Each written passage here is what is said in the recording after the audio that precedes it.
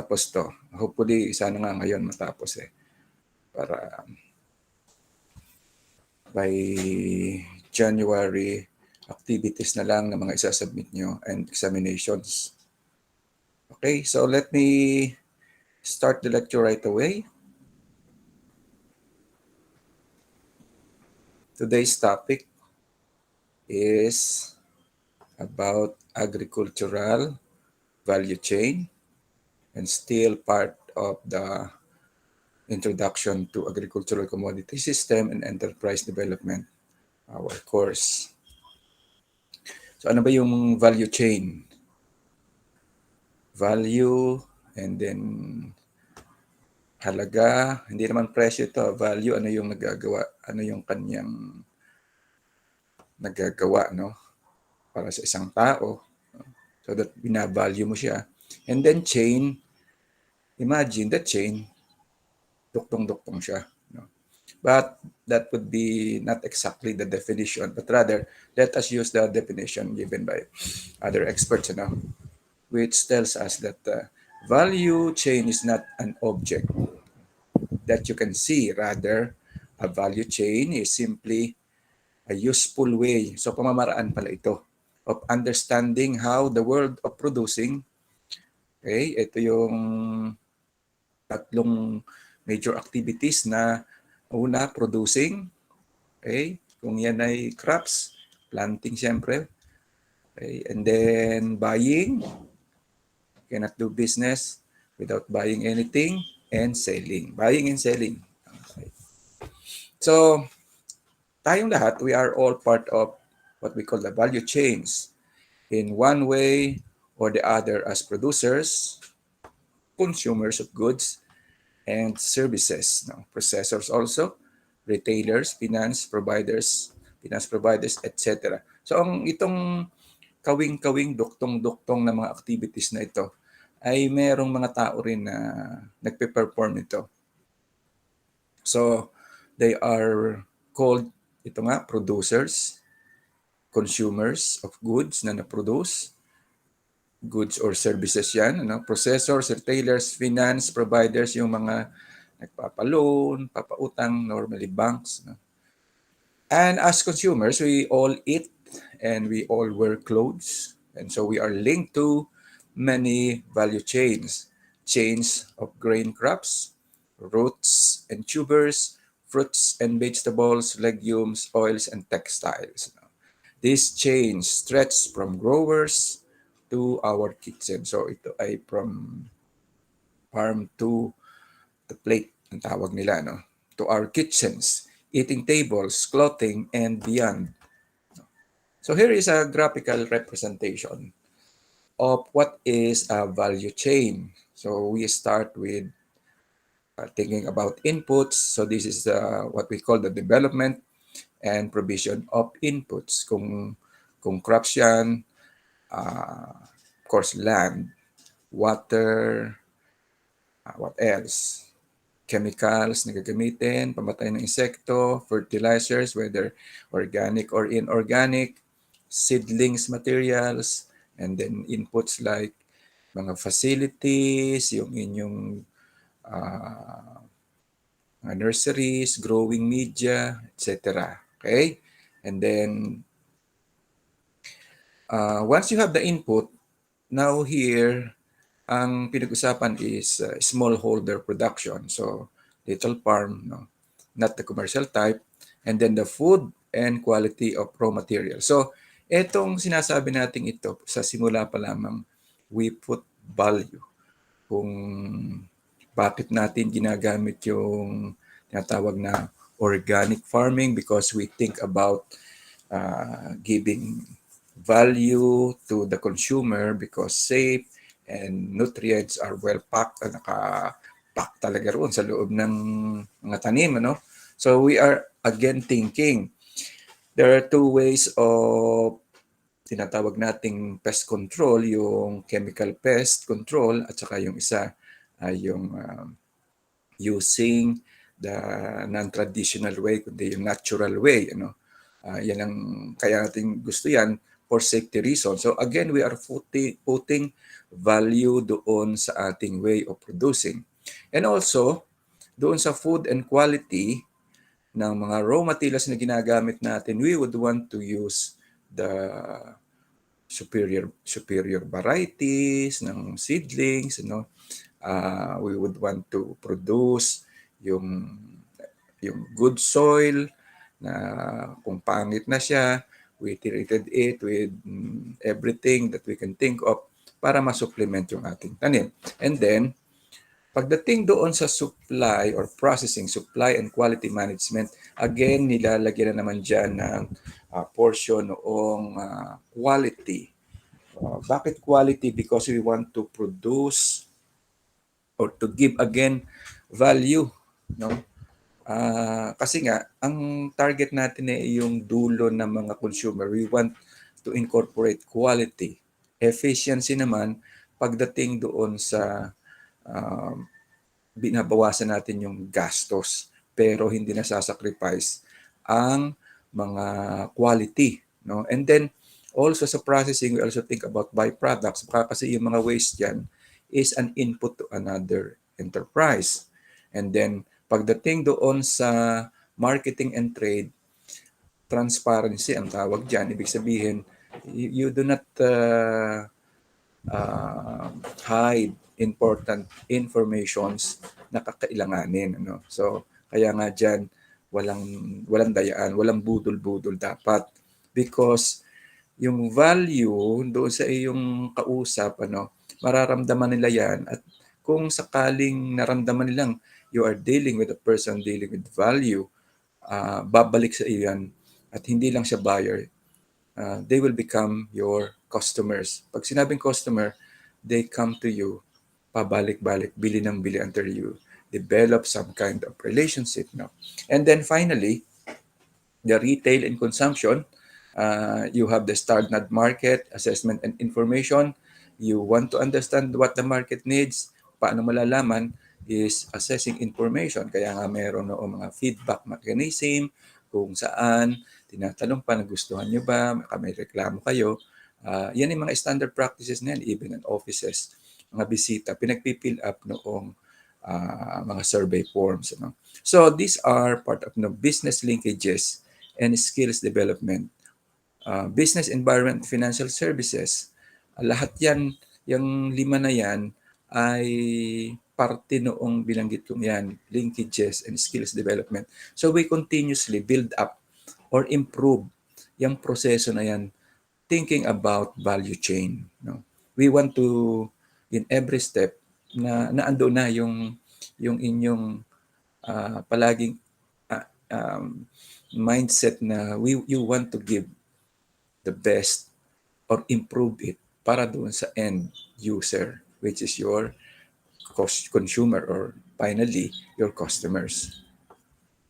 At one end of the agricultural value chain are the producers, ito yung simula, the farmers who grow crops and raise animals. And at the other end, sa dulo naman ng value chain, are the consumers who eat, drink, wear, and use the final products. And in the middle, doon sa gitna nila, are many or thousands of men and women and small and large businesses. So, doon pwedeng tindahan, pwedeng retailer sila, pwedeng sila trader, pwedeng supplier din sila ng mga other inputs. And each person and each business performs one small step in the chain and it adds value along the way. Pinapaganda, dinadagdagan, ini-improve by growing, buying, selling, processing, transporting, storing, checking, and packaging.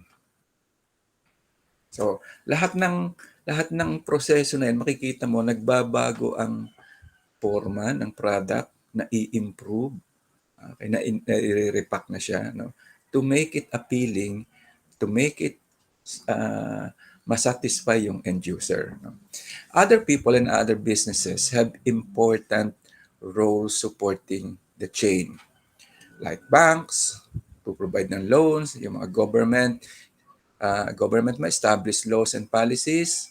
So in our case, Department of Agriculture, and its mga subsidiaries, and agricultural research organizations like mga SUCs, including KABSU, develop ways for farmers to more successfully participate in value chain.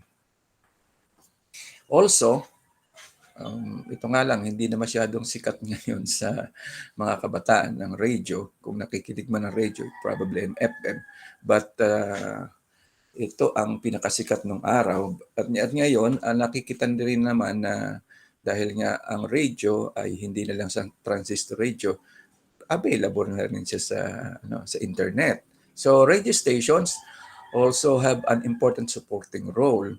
Yung si Ka Jerry Geronimo, radio muna yan, tapos TV, tapos nag-migrate na siya, nagtayo na ng sariling YouTube, may sarili na siyang internet channel, no?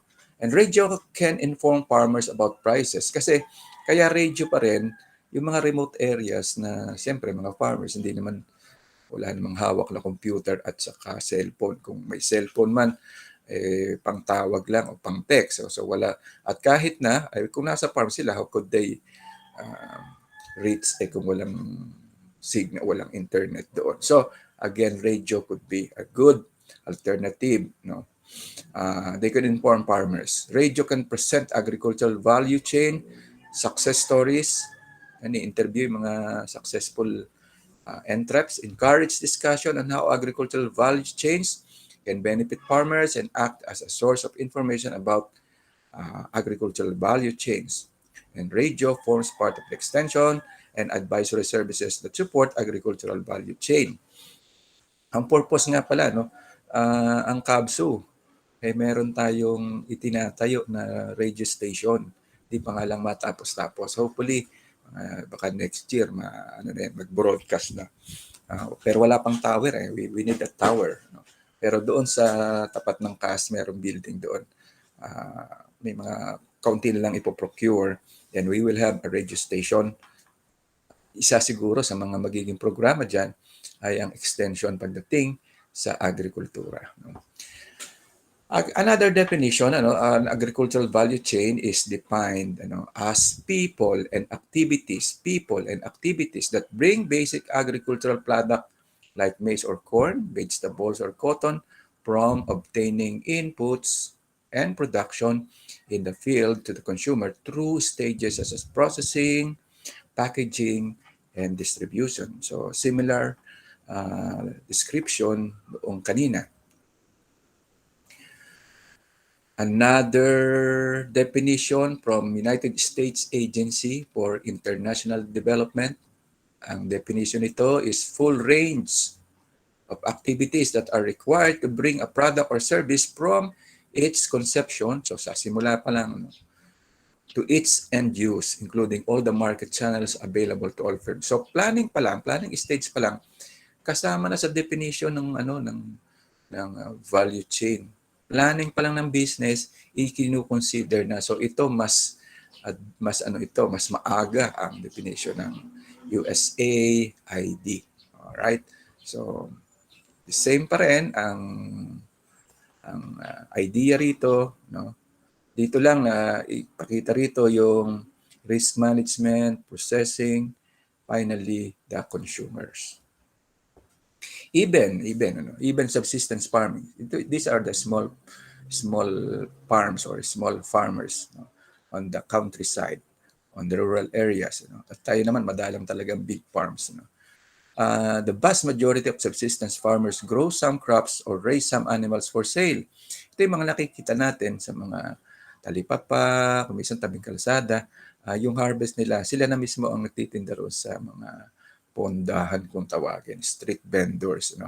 Even in the most remote areas, many subsistence farmers are connected to markets, and sell small amounts of their produce in local markets or to traders who visit the farm. Merong ibang mga mamamakyaw na sila na magdadala. Kung na-harvest, minsan sila na nag-harvest para meron silang maitinda. Kaya naman sila, marami silang iniikutan ng mga small farmers kasi alam naman natin, small yan, hindi naman yan weekly lagi may produce. So kung ngayong linggo, nakakuha siya rito, next week, doon naman sa kabilang small farm, kasi hindi naman napaplano ng mga small farms na dapat may weekly siya. Kung napaplano niya yun, kailangan niya ng maluang na lupa dahil doon sa para hindi sabay-sabay ang tanim. No? So may role din ang mga small farmers or subsistence farmers. By the way, subsistence farmers, ito yung nagtatanim para may makain sila. O kaya yung tanim nila, instead na kainin, ibebenta na lang muna nila, and that yung napagbenta nila, ibibili lang ng other forms of goods like rice. Kasi kung ang tanim ng mais, hindi naman sanay dito tayo na mais ang kinakain. So ibebenta mo iyan para makabili ka ng mais, ng ulam, ng noodles, etc. So iyan pa rin ay subsistence farming. Umaasa sa bunga ng iyong farm ang iyong ikabubuhay. At the problem is that these are still poor. Hindi na nakaalis. So value chains are all about human interactions. They are about linkages between people and businesses who transfer or exchange products, money, knowledge, and information. In an effective value chain, people at different stages of the chain actively support each other. So here, it could be one producer talking to a trader. Pwede rin kasing hindi trader, pwedeng mga extensionist, yung nagtuturo, part din siya ng value chain kasi siya yung instrument sa pag-improve ng mga practices sa pagtatanim o paghahalaga ng hayop. So part siya. When everyone in the chain support everyone else, everyone does their job more efficiently and everyone's livelihood is improved. Even ngayon, yung mga nagbebenta online ay parte na rin siya. Siya yung bagong addition doon sa supply chain.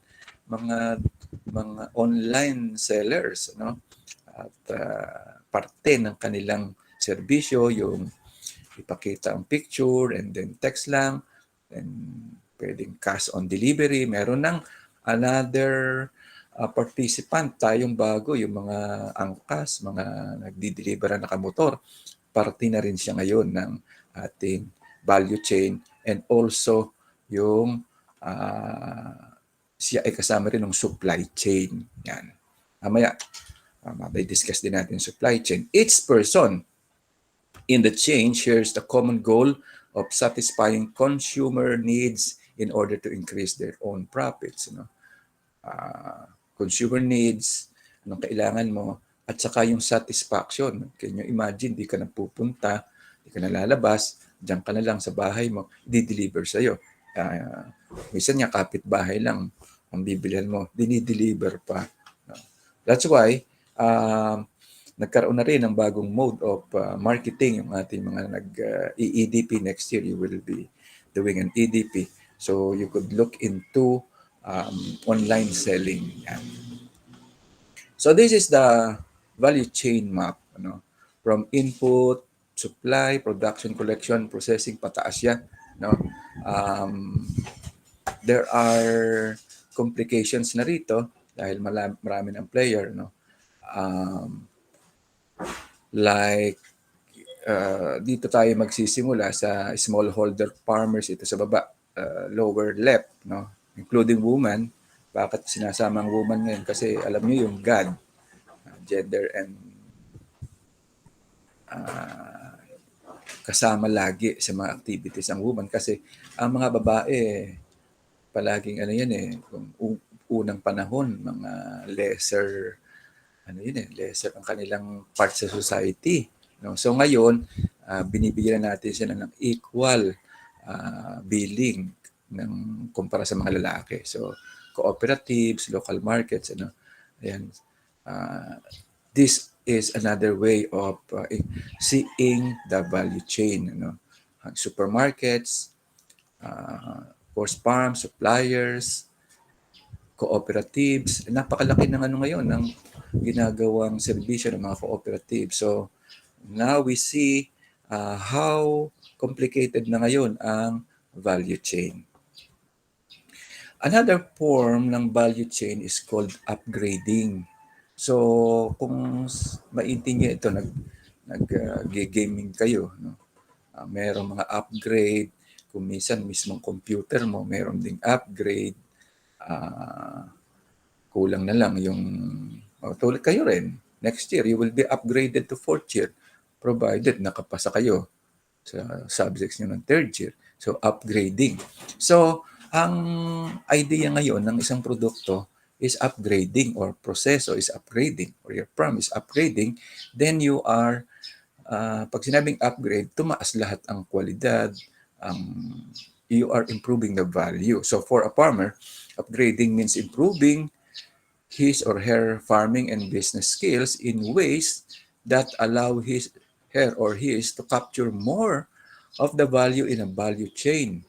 Upgrading can help farmers find new practices, new partners, and new ideas to get products to the market. No? Ngayon, yung nabanggit ko, you don't have to bring it to the physical market kasi pwede ng virtual market. No? Or it can improve their activities in existing value chains. Upgrading can increase profits and it can reduce risk or both.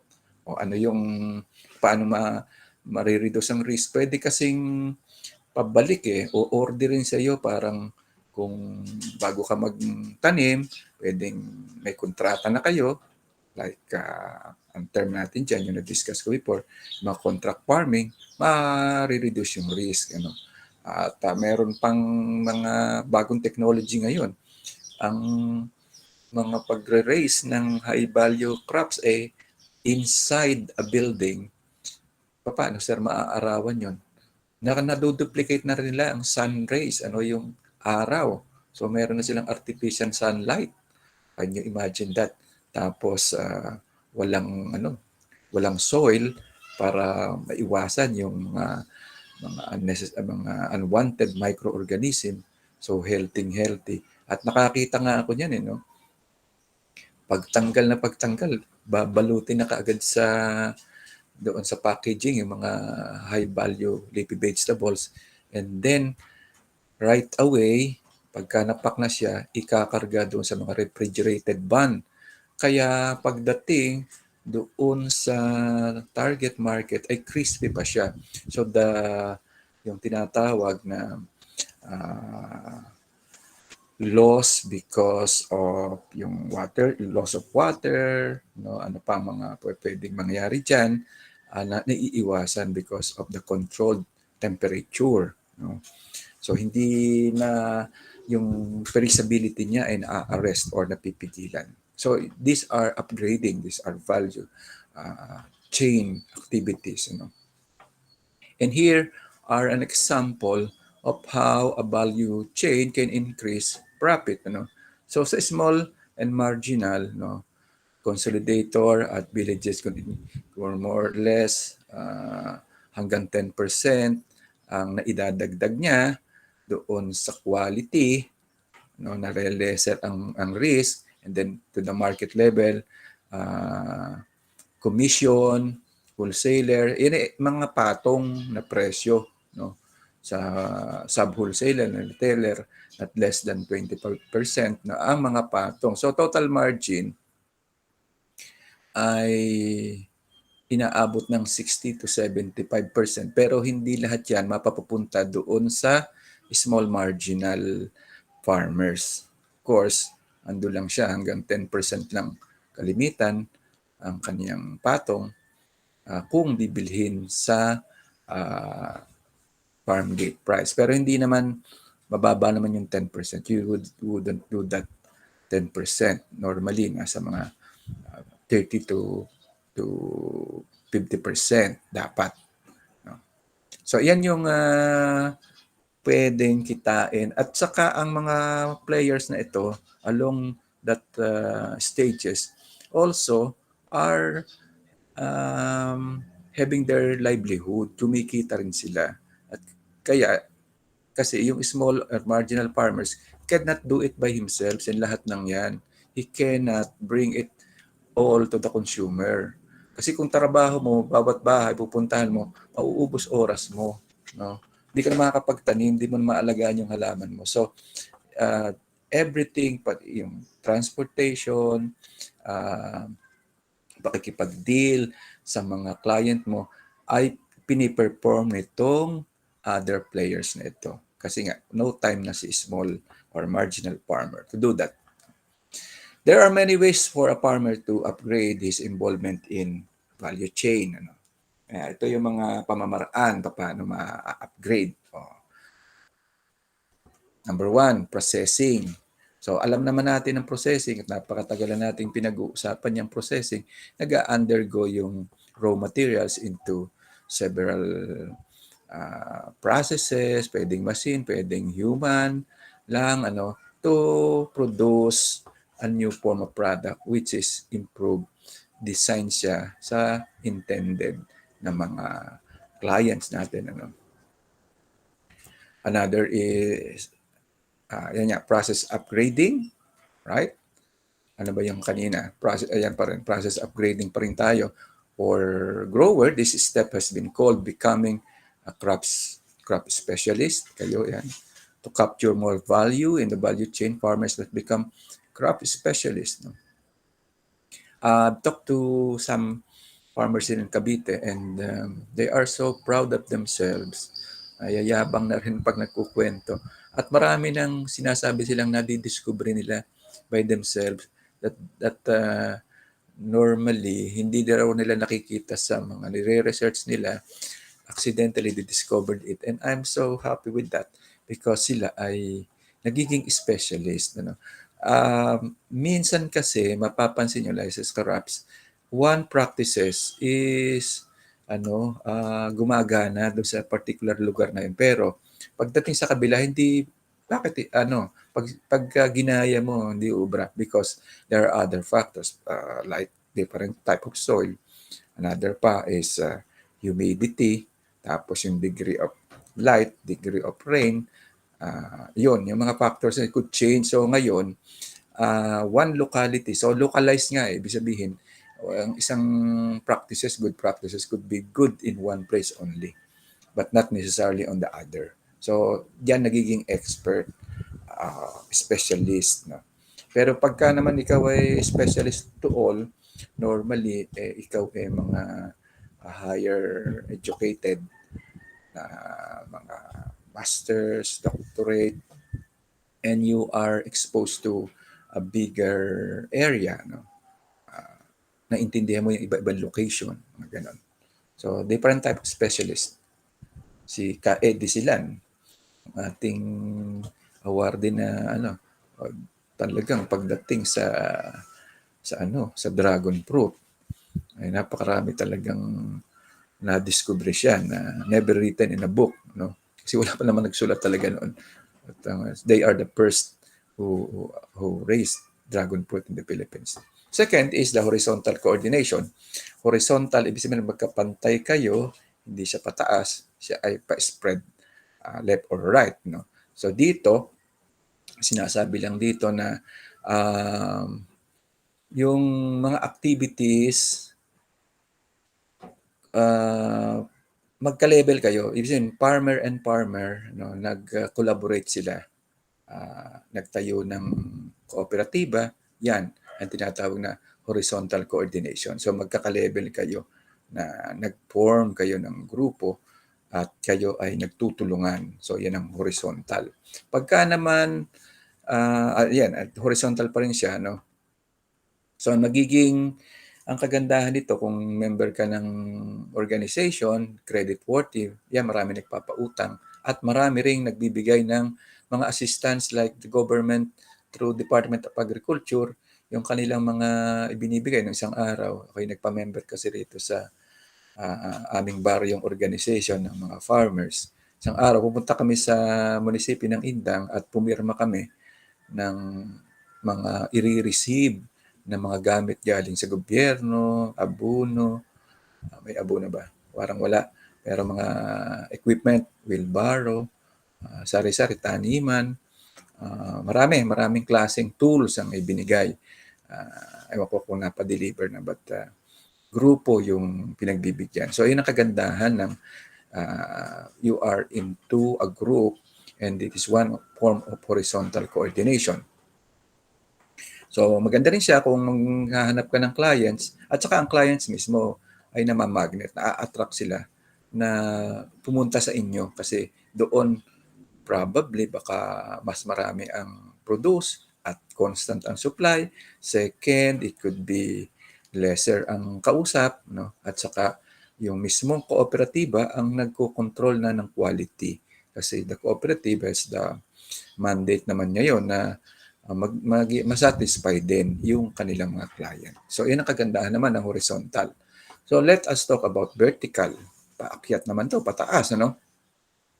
So, involves moving away from one-time only buyer-seller interaction and toward longer-term business relationship. So, hindi siya farmer and farmer, but rather farmer and client.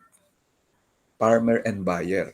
So, yung sinasabi rito, paano mai-improve yung ang isang sample nito, contract farming, na si buyer at ikaw naman ng producer, nagawa na kayo ng ng kasunduan. So isang form 'yan ng upgrading, Ayan nga, contract farming.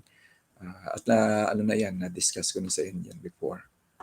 So functional upgrading, ano naman tong functional upgrading? Yung mismong produkto mo ay nagkakaroon ng value adding, hindi to value chain, but value adding. Binabago mo ang forma. Ang sample ay kasaba into different forms, pwedeng flour, pwedeng, ayan na, ayan. May kami na tamis, pwedeng, etc. Alam nyo na kung alam po pwedeng luto dyan. Basta niluto mo na, present po na other form, they are already functional upgrading. No?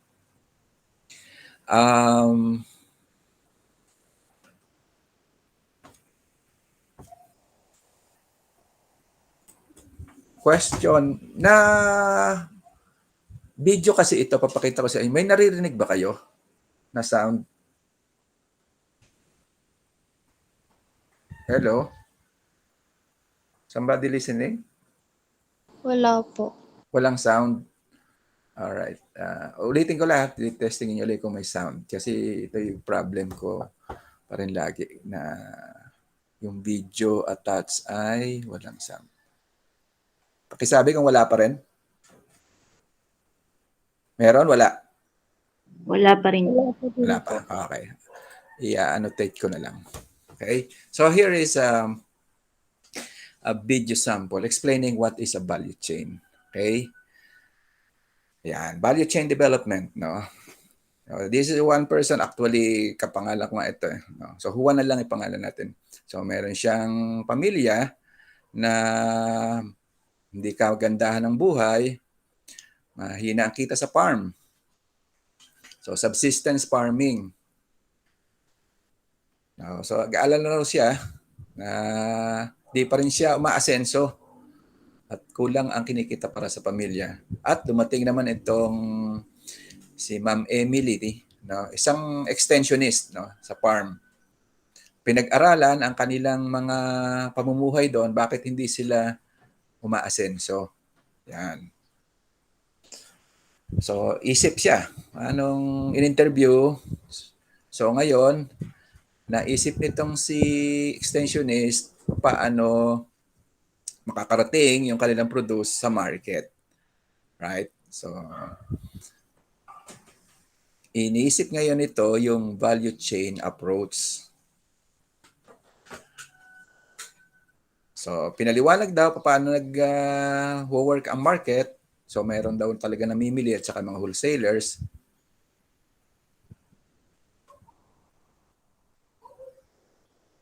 Yun daw ang nakita, kulang sa technique, sa cultivation. At pati yung market, hindi rin na naiintindihan. Ayun, no access. Ibig sabihin, hindi niya makuha yung information. So, may nakilala itong si extensionist na isang distributor. Pinag-meet sila. At siya na mismo, itong si buyer, ang nagbigay ng information. Tinuruan at pagkatapos, siya na rin ang buyer.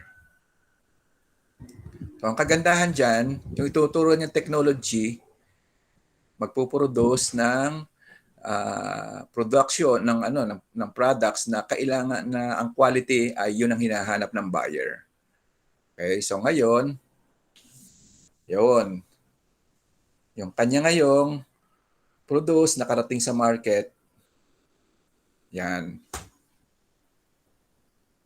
So sabi ay kinakailangang information ay i-deliver dito sa mga farmers. So sa value chain ay merong ginagampanan yung mga extensionist, mga nagtuturo.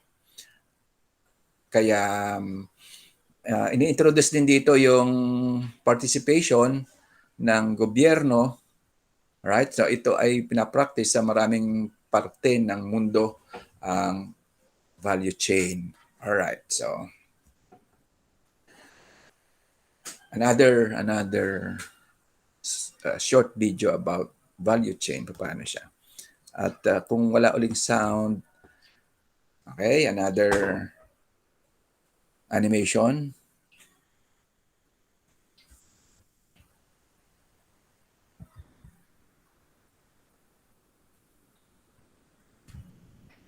Value chain again.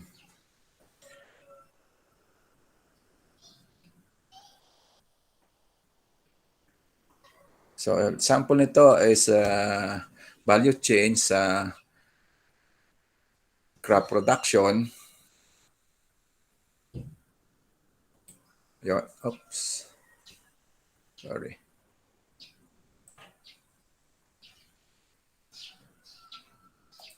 Play again.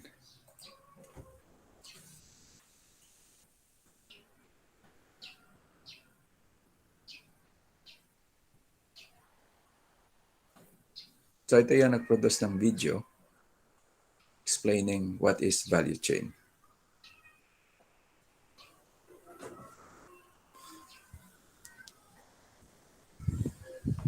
So people working in different stages in crop production.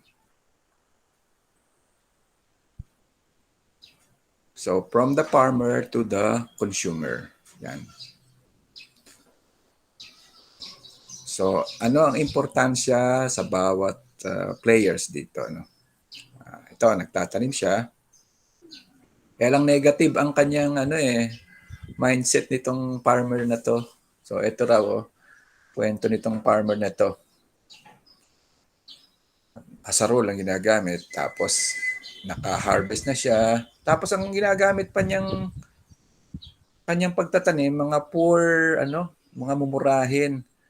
Tapos, pangit ang tapos ginagamit pa niya raw mga chemicals ay harmful. Tapos kung saan lang niya inilalagay yung kanyang mga harvest at nilagyan pa ng bato para daw bumigat. Tapos binenta niya sa trader. Ayun. Sabi nung nakita niyo low quality ang yung corn. Ay ayaw pumayag ni farmer, hindi niya binenta. Ayun, hindi nagkatuluyan. Binenta, ayaw bilhin ng trader, pumunta sa town. So, ayan. Ayaw naman bilhin din kasi masyadong mahal ang benta ni farmer. So, ala-ala na raw siya, nag-aalala na, baka hindi mabenta. So, ayun. Bumalik to sa trader at mas mura bili. So, binili ng farmer. So, yung trader, binenta naman sa miller, yung taga-process. So, ang pagkakabili rin, mura kasi pangit ang quality. Kasi yun, nakita na, ang dami palang mga impurities, tapos ang moisture content taas. So si Miller ngayon, yung kanyang nagiling na product, ibinenta sa market, mura din ang bili kasi pangit din ang quality. Nung lutuin, noong nakabili, hindi na magustuhan ng pamilya kasi ayun, nagkaroon pa ng diferensya yung tiyan ng mga kumain. So walang yung buong proseso na yan ay lahat ay unhappy ang mga tao, mga players at wala nang tiwala. Nawala ng tiwala doon sa mga kadil nila because parang dinadaya na lang sila. So, backward, paano natin matutulungan ito na magbago ang kanilang style of farming through value chain. So una, good quality seeds na ang kanyang binili. Yan. At ang ginamit na pag-spray ay yung correct technique. So naka-harvest na marami, tapos maganda ang pagkaka-dry niya at pinili pa, kung nilinis pa, nalis yung impurities at saka maganda ng kanyang storage. Nung dumating ngayon si grader, friendly na si farmer, nagtanong muna siya sa labas kung magkano ang bilihan talaga. Ayun, nagtatanong pa rin sa ibang farmer kung magkano ang presyohan. So ngayon, nakako siya ng tamang presyo. So naibenta niya, magandang quality. So noong ibenta rin naman ng trader sa miller, happy siya, maganda ang kaniyang produce. Nung ibenta sa mga consumer, happy rin yung mga nakabili. And finally, nagustuhan doon sa table. So happy. So that is a very simple explanation how a value chain works. Yan. Transport, stocking and processing, yan. And then marketing. Yan. Then they work together and have trust, including the market.